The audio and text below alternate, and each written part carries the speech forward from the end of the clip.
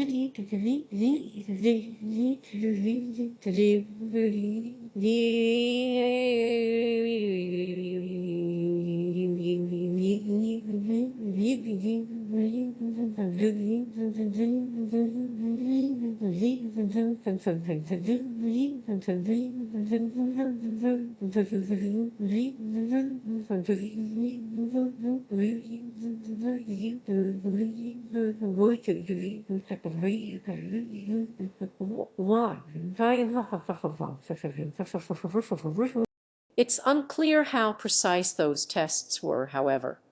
Overall, recent findings suggest that the more marijuana you consume and the stronger it is, the higher your risk of developing psychosis. But how high is the risk of psychosis for the general population? A study from Britain found that while marijuana use has risen significantly between 1996 and 2005, the number of schizophrenia cases, a type of psychosis, remained stable. The risk of marijuana-induced psychosis remains the highest for people who already have a high risk of psychosis to begin with. For them, it seems more likely that marijuana speeds up the development of their condition rather than causing it, as far as we know right now. So the reasoning goes, if fewer people have access to marijuana, the lower the risk of marijuana-induced psychosis. But actually, you could argue that precisely because marijuana is illegal, more people will end up with psychosis. Prohibition makes illegal drugs stronger and more potent because this way you can ship more product in a smaller space and sell it at a greater profit. This is what happened during the prohibition of alcohol in the US, where hard liquor became the norm. And the same is happening with marijuana now. Imagining a world where liquor is the only alcohol available. You have the choice of either not drinking at all or getting much drunker than you would like to. This is the situation for many marijuana smokers today. People didn't to stop drinking during prohibition, and the numbers show that laws don't deter people from using marijuana. We can't make marijuana go away, but we can make it safer. If marijuana were legal, there would be more options for consumers, and regulators could, for example, insist on a high-level effect. Just like most people don't drink an after-work bottle of vodka, many people would gladly consume the after-work beer version of marijuana. Argument 2. Marijuana is a gateway drug. If it's legalized, there will be a spike in the use of much more dangerous drugs. A 2015 study found that about 45% of lifelong marijuana users took some other illegal drug at some point. Legalizing marijuana could reinforce this trend. As more young people try legal marijuana, they might end up trying harder drugs. But it turns out that the real gateway to drug use comes much earlier: cigarettes. One study showed that teens who started smoking before the age of 15 were 80% more likely to use illegal drugs than those who didn't. And a 2007 study found that teenagers between 12 and 17 who smoked were 3 times more likely to binge drink, 7 times more likely to have used drugs like heroin or cocaine, and were also 7 times more likely to resort to marijuana. But if that's the case, how could making more drugs legal stop the use of hard drugs?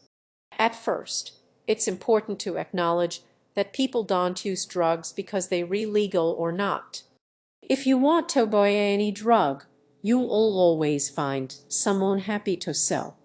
The real question is, why do people develop an unhealthy relationship with drugs at all? Studies show that certain conditions make people especially vulnerable to drugs and addiction. A difficult childhood, early trauma, low social status, depression, even genetic factors. Which drug they get addicted to is more often than not a matter of chance. Addicts take drugs to escape their problems, but drugs don't solve any of those problems and instead become a new problem. But punishing people for their unhealthy coping mechanisms doesn't change anything about the underlying causes either. So some argue we need to take a completely different route. In 2001, Portugal had one of the worst drug problems in Europe, so it was desperate enough to try something radical. Possession and use of all illegal drugs was decriminalized. You would no longer be arrested. Instead, authorities launched a major health campaign. People who were found with a small amount were referred to support services and got help with treatment and harm reduction. Drug use was seen as a chronic disease, not a crime. The results were stunning. The number of people who tried drugs and kept using them fell from 44 to 28 by 2012.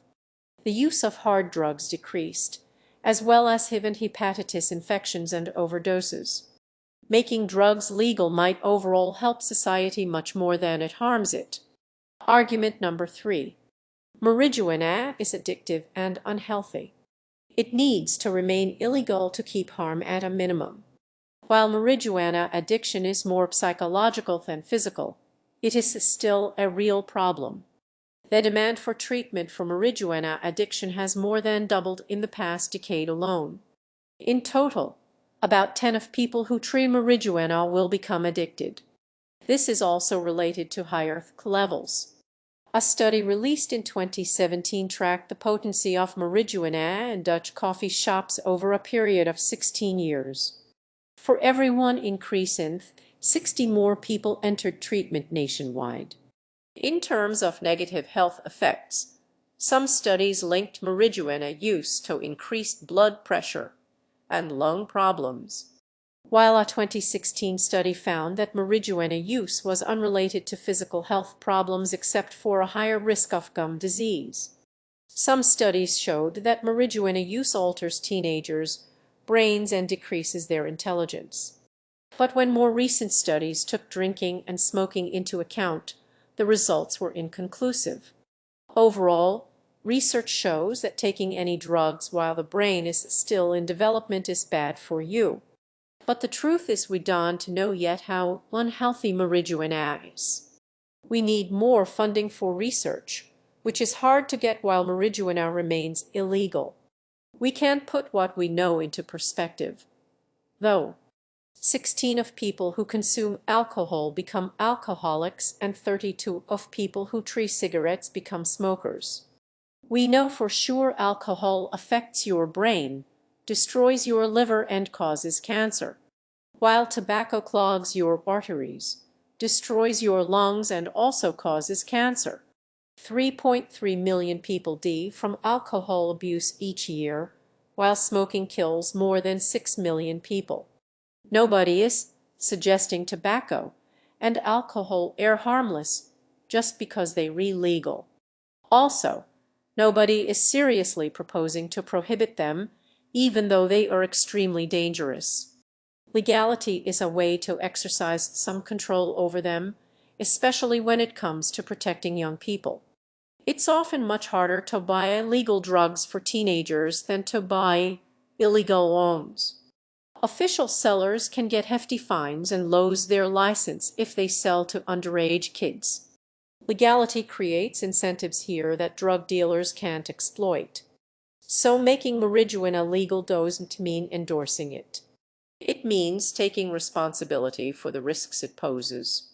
It could also open the floodgates to tons of new research that shows us how harmful it really is and to whom. Conclusion.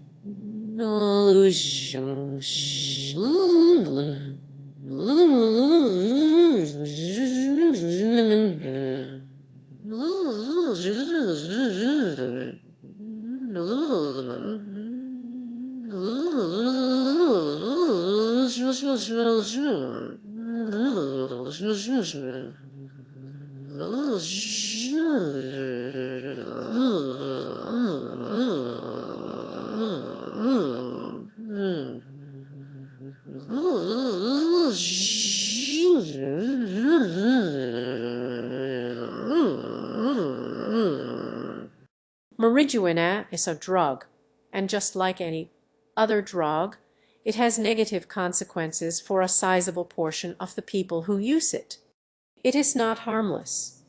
The best way to protect society from its negative consequences seems to be legalization and regulation. Thanks to our partnership with Funk, this video has already been available on our German channel for 2 weeks. Check it out and subscribe to practice your German skills. And if you want to support the creation of videos that take months to research and prepare and get a bunch of cool stuff in return, you can do that on patreon.com/Kurzgesagt.